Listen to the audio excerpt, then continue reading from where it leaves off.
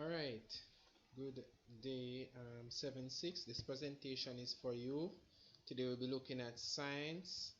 We're going to do basically a short introduction into science and look at the scientific process shortly.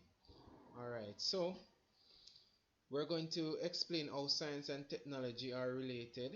We're going to describe the work of a named Jamaican scientist and an international scientist slash innovator. We're going to explain the stages in the scientific method.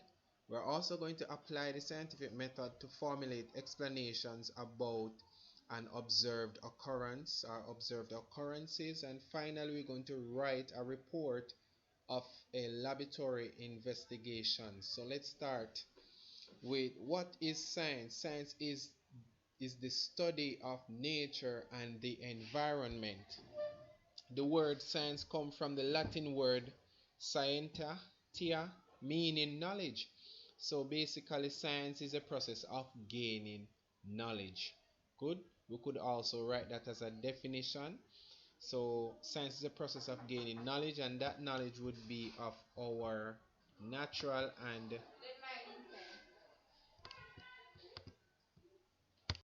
so we gain knowledge through studying our environment and nature. All right. So branches of science. Now science has two major branches. We have social science and we have natural sciences. And I know that by the word natural sciences you realize that all the branches of science we will look at will come from natural sciences, right? Because natural sciences deal with our environment and it deals with nature.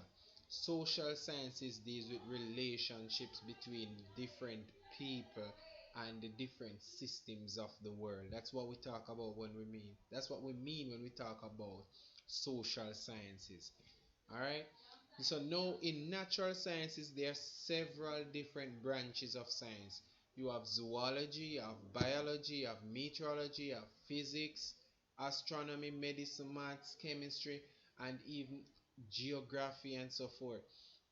All of these different branches fall under natural sciences. Why? Because they are dealing with our environment and they're dealing with nature on a whole. Good. Now, who is a scientist? Right? I know that you probably would have asked yourself this question from a long time ago, from primary school. You wonder who is a scientist and so forth. Now, you would have gotten many definitions, but I wanted to stick with this one. A scientist is someone who gathers and uses research and evidence to gain and share knowledge. It is important that you understand that because being a scientist means that you are using a particular method to gain knowledge, right? Scientists gain knowledge and they are evidence based. They don't just only theorize things or make up things. They actually test what they make or the theories that they propose, and they will gather evidence to either support or refute their theories or their hypotheses, right? So a scientist is a knowledge-based, evidence-based person, a person who operates based off what the information or the data or the evidence is telling them. Good. So let us look at now some Jamaican scientists, right? Because everywhere in the world you go, you will find a Jamaican in one of the fields in the world. And me I tell you, you have Jamaican scientists. Good. So our first scientist from Jamaica that we'll look at is Dr. T.P. Lecky.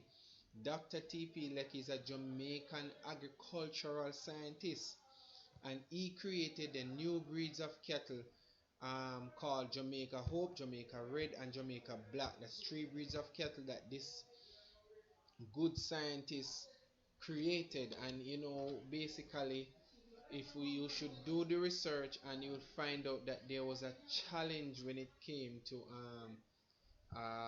cattle in Jamaica, right? And you know that most of the cattle was imported, And so sometimes the kettles are coming from environments that are very cold, and when they come into the temperate, the tropical region, it's very much warmer, and they tend not to do so very well.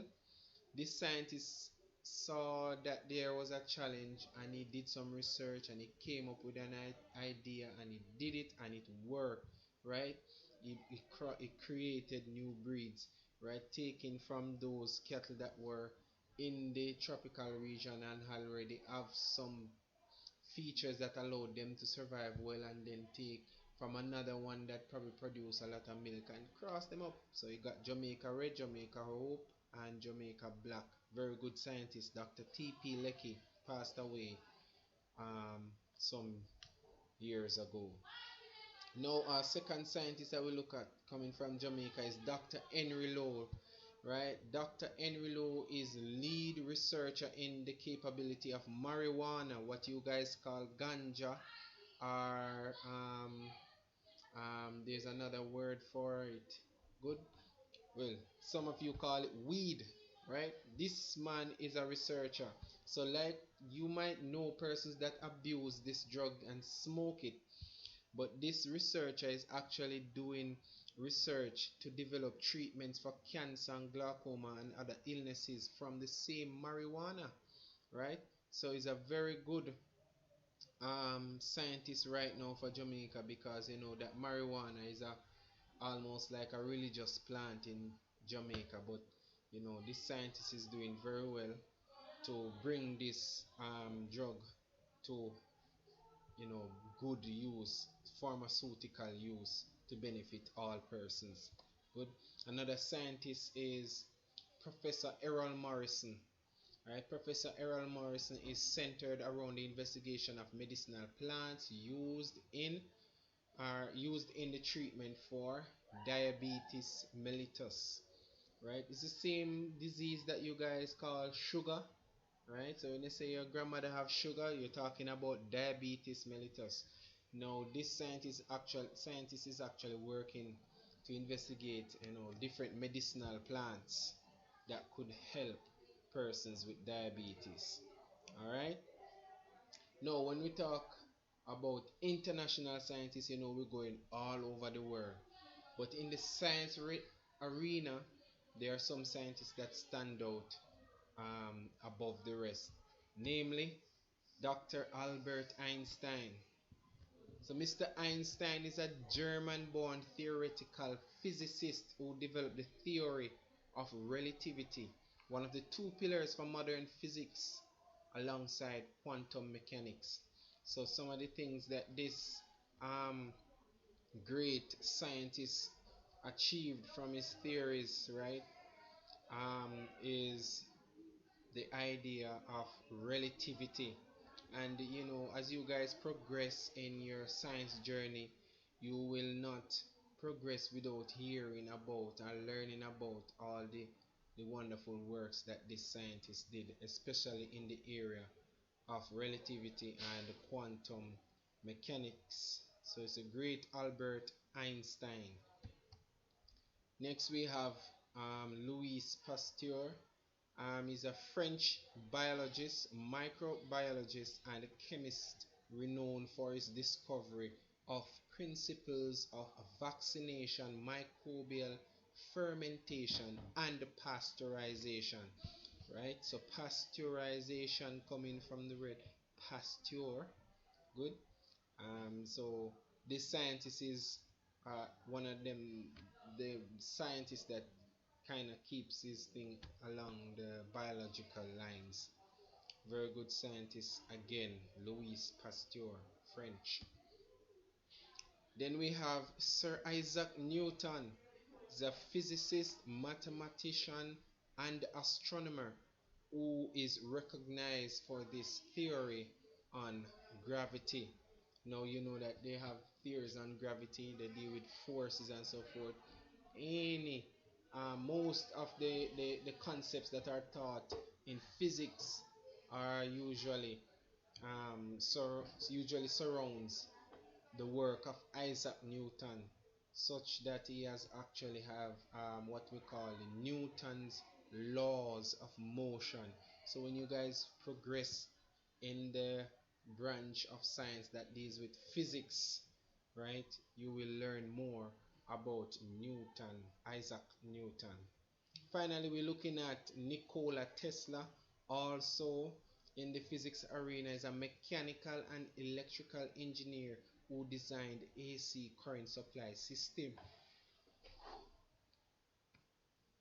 A very instrumental scientist, such that his work on electricity is profound, that even today we have current scientists working and building up on where their work are some of the theories that they had, and putting them, you know, out to the world.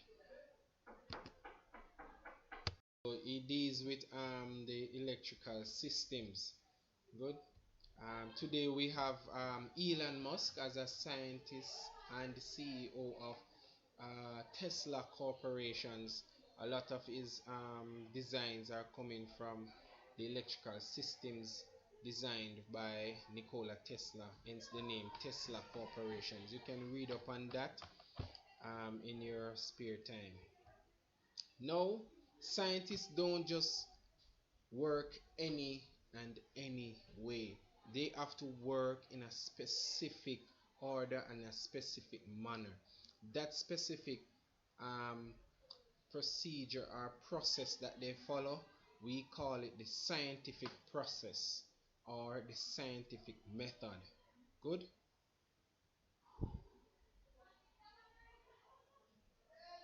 So scientists carry out their work in an organized and systematic way. This way is referred to as the scientific method. Good. So we're going to look at the steps that the scientists or our scientists follow, and to see how, what each step entails, and how best we can understand it and apply it in the everyday occurrences. So if you look at this flow chart here, you realize that the first thing that a scientist usually do is that they always come up with a question. And that question can be like, why this happen, why that don't happen. A bunch of other situations can occur. Good. We have, you ask a question, you have to do some research based off the question that you ask. Then you come up with a term we call the hypothesis. We're going to look at what an hypothesis is. Then we're going to test with an experiment that hypothesis, using a working procedure. While you're doing the carrying out the steps in the procedure, you can determine whether or not the procedure needs to be tweaked, or it needs to be adjusted based on how things are progressing. Or if it is working well, then you collect your data from the experiment, and when you collect that data, you're going to analyze the data. Once you analyze the data, you can draw a conclusion as to whether your hypothesis is correct, or if not, what you need to change, right? If it's not correct, then you need to go back and adjust that hypothesis, and then go and test it again, right? Once it is correct, then you can publish your results. And even if it is not correct, you still do publish your results, so that others can know what occurred in your experiment, so you share the data. So let us look at a practical example, looking at with the scientific method, right? So we're going to do a little video presentation at this point, so that you can get a little better understanding.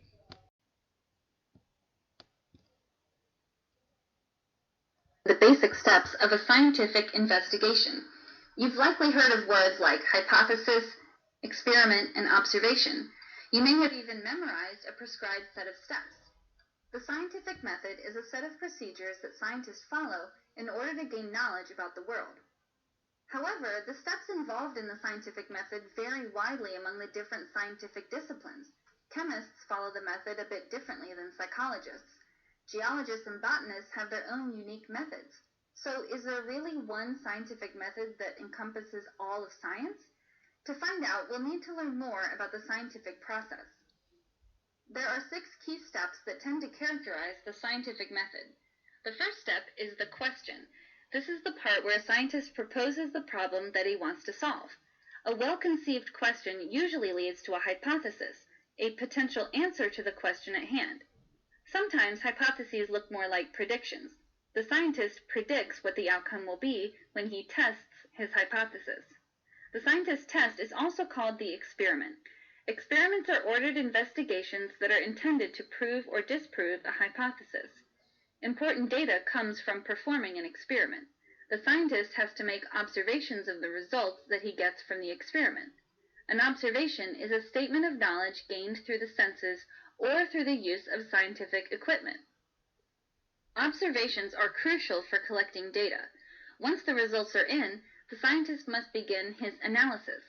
Data analysis involves comparing the results of the experiment to the prediction posed by the hypothesis. Based on the observations he made, the scientist has to determine whether his hypothesis was correct. Then he sums up his findings with a conclusion. The conclusion of a scientific process is a statement of whether the original hypothesis was supported or refuted by the observations gathered. The scientific method usually employs all 6 of the steps I mentioned, but the steps don't always occur in the same order. Real scientists may go back and repeat steps many times before they come to any conclusions. It's actually better to use the word elements to describe the steps, since the first step, question, does not always come first. Sometimes, for example, it's an observation that came first and spawned the initial question. Likewise, observations that are made during an experiment can inspire more questions that scientists have to answer. The scientific method is much more fluid than you might think.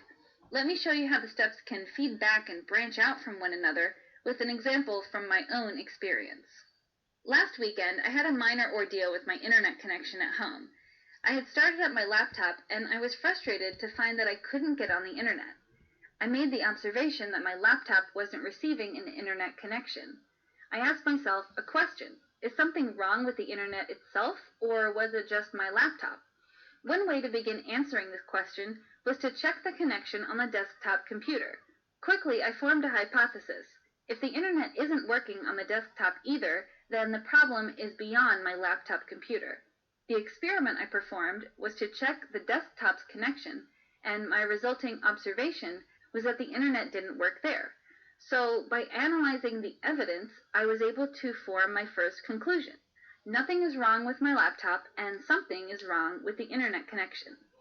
Now, this conclusion answered my first question, but it still didn't get my internet to work, so I had to pose another question. Where exactly was the problem occurring in the chain of internet devices? Was it the cord between the modem and the router, the cord between the router and my computer, or was the problem in the router itself? I had to form another hypothesis. If both my internet cords are properly plugged in, then there must be a problem with the router. My experiment was to check both cords and the router. My observation was that both cords were plugged in and that the router was off. I analyzed the evidence, and my conclusion was that I couldn't connect to the internet because my router... Alright, so there you go. Video presentation there. And basically from there we could understand that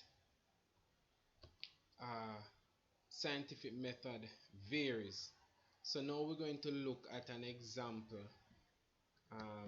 with a toaster, and we'll see how best we can come up with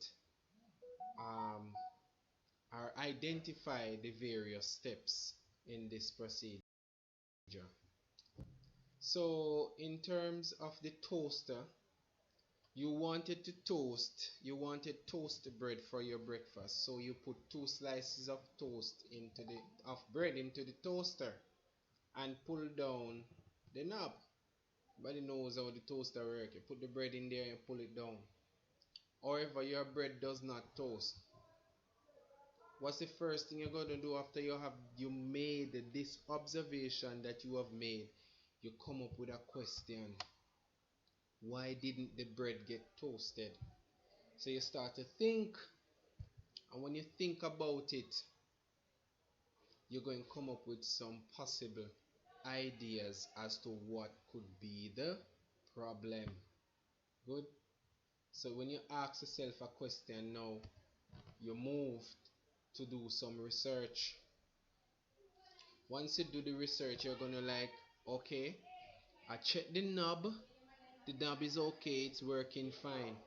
I check under the tray, there's no problem there, it's working good. Then I check the plug end to see that it plugged into the socket, then it's working. So if the toaster is working and it is plugged in, then it means that there's a possible problem that maybe the socket or the outlet has no power in there. So what we will do is that we will come up with, in this case, what you can do is now you put together your potential answer to the question that you would have asked based from the observations that you would have observed. So an hypothesis could be like, if I do this, then this will happen. It's like a cause and an effect, or the cause of the effect, or the effect of the cause. Good. So if I plug in the toaster in a different outlet, then it will work, as in it will toast the bread. So that's my hypothesis based on what would have been reasoning, because all the parts on the toaster is working and it was securely plugged into the socket. So I'm thinking that maybe the socket is the problem. So then my hypothesis would be, if I plug in the toaster in a different socket, then it will work. Good. So the first thing what you need to do now is to test this hypothesis. And to test this hypothesis, what we need to do is to move the toaster to a different outlet, or if you have more than one outlet in the same area, then you can switch it around now and plug the toaster into a different outlet and observe, because this time what you're observing for is to collect results, and the results that you're looking for is that the toaster is actually toasting the bread. Good. So experiment now is those actionable steps that you take to gather the results, right? And to gather the results, we need to observe using our five senses. Good. And in some cases we use equipment to help us with our observation.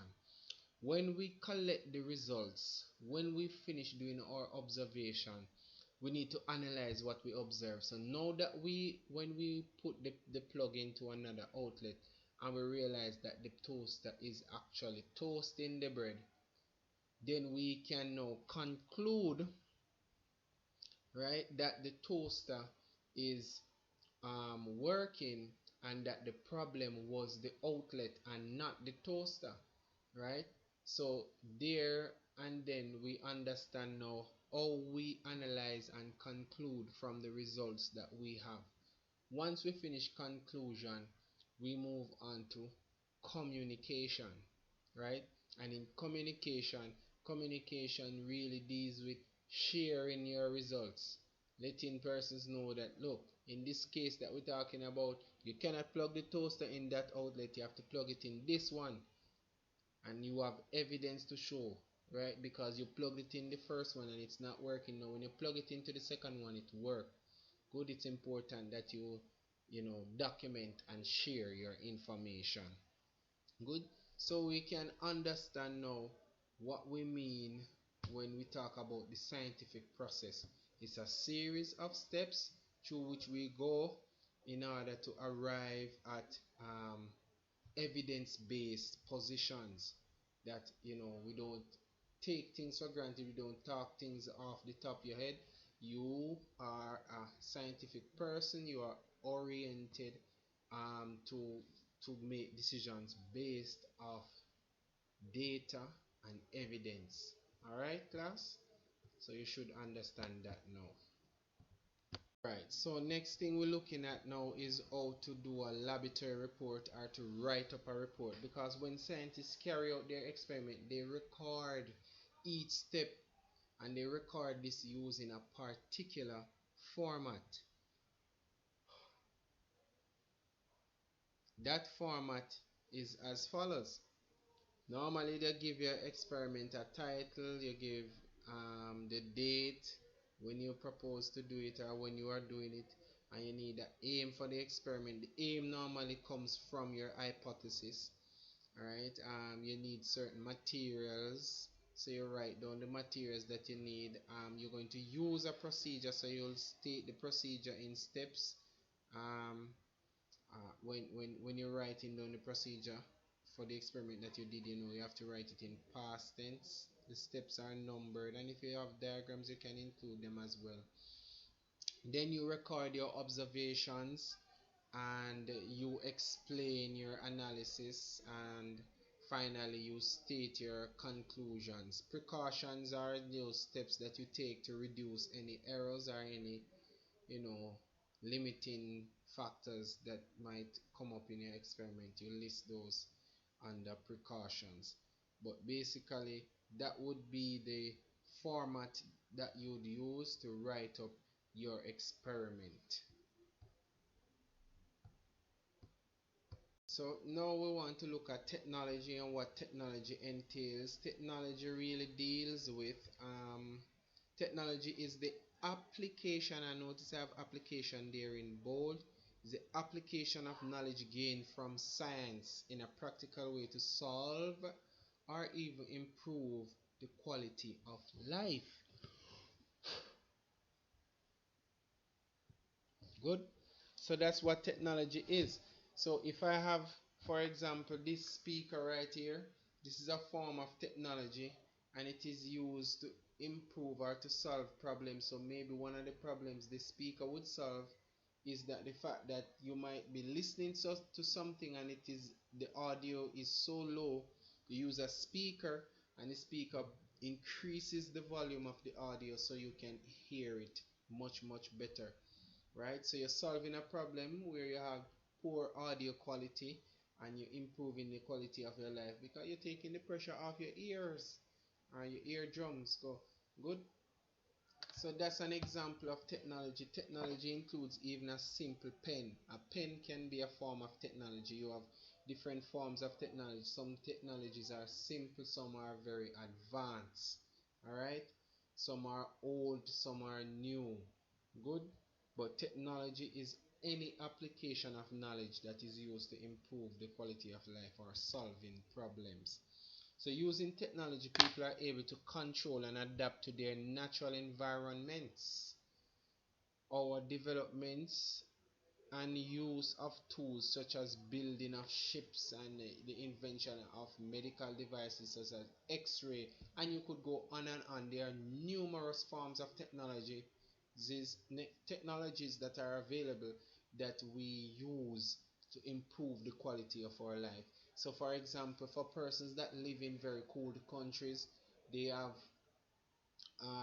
heaters in their houses that helps they keep the house warm. First time we used to have a fireplace in the house where they call it, and it's connected to a chimney and so forth, and you make the fire inside. Good to warm up the house. Now we have electric heaters. Good. You also have in the cars for areas like temperate, not temperate, but tropical areas that are normally very warm. In the cars, you have ACs, and in AC, and in other countries too, the houses have AC in there that keeps it very cool. So because of the use of technology, we are able to actually colonize anywhere on the earth, right? It doesn't matter the variation in temperature or other environmental factors, we can use technology to overcome those challenges. In the medical arena, sometimes there are things in our bodies we can't see with our naked eye. We use the x-ray, we use the microscope and so forth. Good. So technology is very important in those in those areas. Now, the impact of science and technology, but I also want you to understand the relationship between science and technology, because science is a process of gaining the knowledge, right? Remember, we use the scientific process to gain knowledge based off evidence and the tests that we carry out. Now, technology is taking that knowledge and making some practical applications within the world or within our life, right, to solve problems or to improve the quality of our lives. So technology and science are intertwined. You can't have technology without the scientific knowledge, and you can't sometimes you need technology to help you in the process of gathering scientific knowledge. So they basically depend on each other. So science and technology has impacted our lives in a whole lot of ways, right? It's widely applied to some of these areas. In medicine, you can find a number of ways. In agriculture, a whole heap of ways. Defense, right? Leisure just mean that your free time. So most of you spend your free time on WhatsApp, social medias such as Facebook and Instagram and Twitter and so forth, YouTube, watching different videos and things like that, watching movies, exploration, going to the Mars, space and things like that, going deep into the oceans to find out what is happening down there, and most importantly, in communication, people are able to speak to their friends and families in very distant areas, to do a video call to look at your family in their homes in North America versus you in the Caribbean. So technology has, applied it. We have applied technology to almost every area of our lives. Good. So science and technology has had profound impacts on us, and most of these are positive, right? But we also have some negative impacts, right? And some negative impacts would include that we have listed here. We have paper, because paper is made from fiber, which is, taken from the trees and other plants, right? And when we take paper and wood and rubber, we're reducing the number of trees because these materials are gathered from trees. Fossil fuels increase because since we're using this form of energy, we actually, exploit oil reserves that are deep in the oceans or in the deserts or wherever the oil reserve is. But when we burn the fossil fuel, it increases the carbon dioxide concentration in the atmosphere, and that has a negative impact on our environment.